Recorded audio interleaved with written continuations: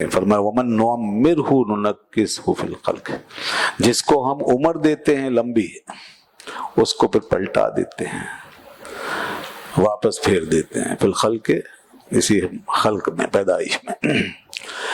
افلا یعقلون، تو یہ سمجھتے نہیں۔ اللہ تعالیٰ فرما رہا ہے یہ ہم کرتے ہیں، تمہیں دوبارہ ہم اسی حالت پہ لے جاتے ہیں۔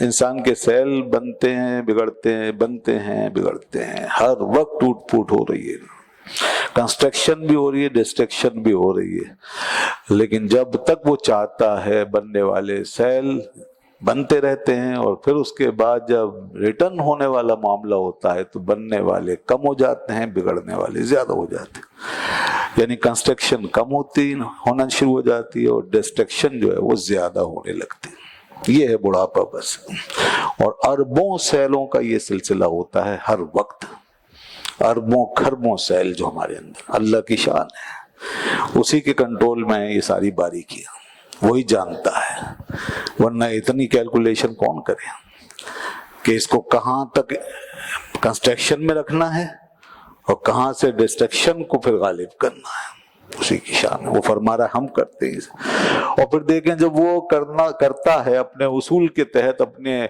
سسٹم کے تحت، تو کوئی بھی پھر اس کے مقابلے میں آ نہیں سکتا، کہ کوئی چاہے کہ وہ اس ترتیب کو بدل دے اور انسان کو بڑھاپے سے روک لے اور اس کو واپس جانے سے روک لے، نہیں ہو سکتا۔ یہ سلسلہ چلتا رہے گا اور بالآخر انسان کو دنیا سے جانا ہوگا۔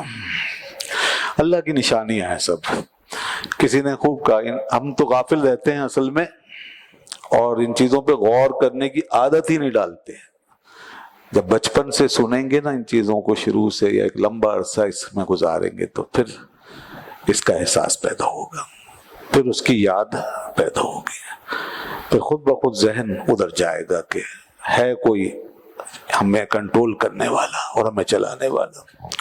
اس لیے اس نے فرمایا کہ جس کا سینہ کھل جاتا ہے نا تو وہ ایک نور پہ آ جاتا ہے۔ فمن شرح اللہ صدرہ للاسلام فهو علی نور من ربہ۔ آج کی آیتوں میں یہ آیت بھی آئی ہے، وہ ایک نور پہ، یہ نور یہی تو ہے۔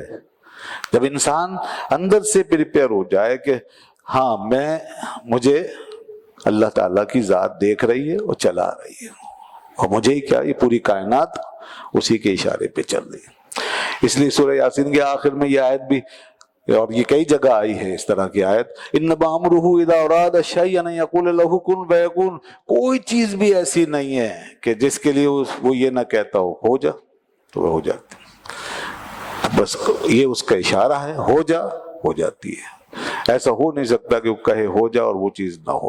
ہر شے کا یہ اصول ہے، اور ہر شے کے پیچھے اس کا ارادہ کار فرما ہے یہ، اور فرماتا ہے اس سے پہلے اس کے لیے کیا مشکل ہے، زمین آسمان پیدا کیے اس نے،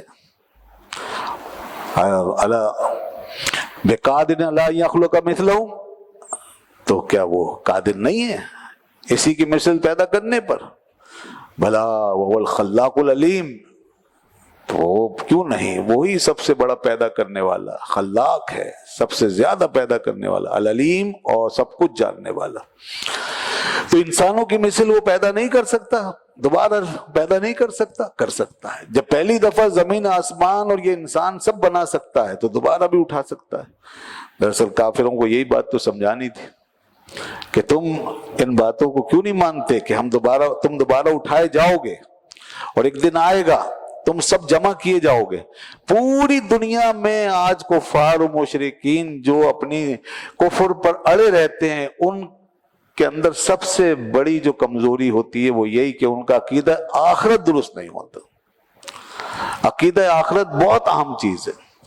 یہ ابو جہل ابو لہب کے زمانے سے لے کر آج تک کے کفار و مشرکین کا مسئلہ ہے، اور جو کسی نہ کسی دین پر ہیں تو انہوں نے بھی عقیدہ آخرت کو اپنے تئیں سیٹ کر لیا ہے۔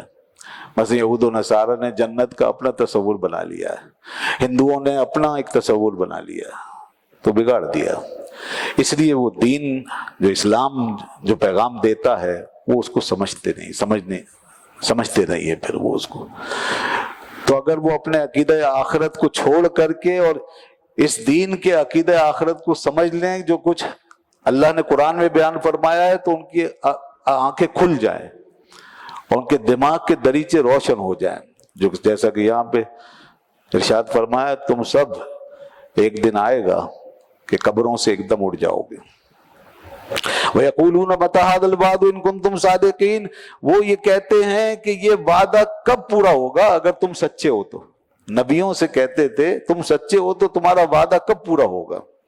مَا يَنظُرُونَ إِلَّا صَيْحَةً وَاحِدَةً، اللہ فرماتا ہے یہ نہیں انتظار کر رہے مگر ایک چیخ کا، ایک چیخ ہوگی، وہ زوردار آواز ہوگی۔ وہ کیسی چیخ ہوگی، کس قسم کی آواز ہوگی اللہ ہی جانتا ہے، وہ ایک زوردار آواز ہوگی۔ تأخذہم، پھر وہ ان کو ایسے ہی دبوچ لے گی۔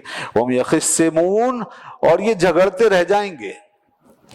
دنیا کا یہ کھیل تماشا چلتا رہے گا، ایک دم سے قیامت شروع ہو جائے گی، جو آخری جو دور ہوگا نا قیامت کا، اس سے پہلے تو نشانیاں ظاہر ہوں گی، پھر جب وہ قیامت شروع ہوگی تو وہ اس طرح ہوگی کہ ہر ایک اپنے اپنے کام دھندے میں لگا ہوگا، کوئی کہیں کوئی کہیں کوئی کہیں۔ اللہ فرماتا ہے وہ جھگڑتے رہ جائیں گے اور قیامت آئے گی اور ایک چیخ ہوگی بس، جیسا کہ حضور نے فرمایا صلی اللہ علیہ وآلہ وسلم، اسرافیل اپنے منہ میں سور لے کے عرش کو تک رہے ہیں، بالکل الرٹ ہیں، اور وہ اذن ربی کے منتظر ہیں، جیسے اشارہ ہوگا سور پھونک دیں گے، اور جب سور پھونک دیں گے تو پھر یہ ہوگا جو فرمایا جائے فَلَا يَسْتَطِيعُونَ تَوْصِيَةً وَلَا إِلَىٰ أَهْلِهِمْ يَرْجِعُونَ، پھر یہ وصیت کرنے کی بھی طاقت نہیں رکھیں گے، یعنی اتنی مہلت نہیں ہوگی کہ وصیت کر سکیں اور کچھ کہہ سکیں، وَلَا إِلَىٰ أَهْلِهِمْ يَرْجِعُونَ، اور نہ اپنے گھر کی طرف لوٹ سکیں گے۔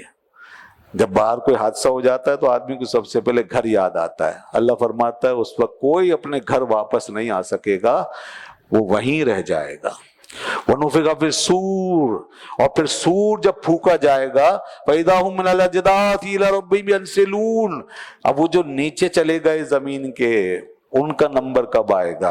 ان کا اب آئے گا، اس کے ساتھ ہی ایک اور سور پھونکا جائے گا تو وہ نیچے والے سارے ایک دم باہر آ جائیں گے، اور قبر سے نکلتے ہی وہ جیسے کوئی بدحواسی کے عالم میں دوڑتا ہے نا، کچھ سمجھ نہیں آتا، اس طرح وہ دوڑنا شروع کر دیں گے۔ قالوا یا ویلنا من بعثنا، اور خوف کا عالم یہ ہوگا کہ وہ نکل کر یہ کہیں گے ہائے افسوس ہمیں، من بعثنا من مرقدنا، ہمیں ہماری اس قبر سے مرکز سے کس نے اٹھایا، افسوس کریں گے اور پریشان ہو جائیں گے۔ یعنی اس کا مطلب یہ ہے کہ جب دنیا سے ہم جاتے ہیں تو اس وقت قبر کی ہولناکی اگر خدا نخواستہ پیش آتی ہے تو انسان کہتا ہے ہائے افسوس کہ مجھے میری دنیا سے اس قبر میں کس نے پہنچایا۔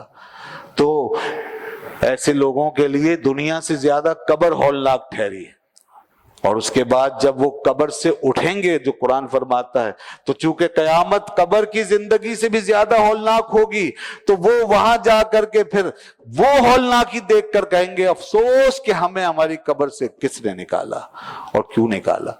تو یہ گویا شدت بتائی جا رہی ہے، دنیا کی پریشانیاں کچھ نہیں ہیں دوستو جو قبر کی پریشانی ہے، اور پھر قبر کی پریشانی بھی کم نظر آئے گی جب قیامت کی پریشانی آدمی دیکھے گا۔ اللہ تعالی ہمیں محفوظ رکھے، اللہ تعالی محفوظ رکھے، اللہ کی پناہ مانگنی چاہیے۔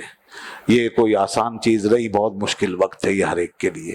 جانے والا تو چلا جاتا ہے، واپسی کی خبر ہمیں نہیں آتی، اصل میں پیچھے سے کوئی خبر لانے والا نہیں ہوتا، ورنہ دنیا یہیں ایک دم سے لوگوں کے دل بند ہو جائیں، پھٹ جائیں کلیجے، وہ باتیں اگر ہمیں یہاں پتہ چل جائے۔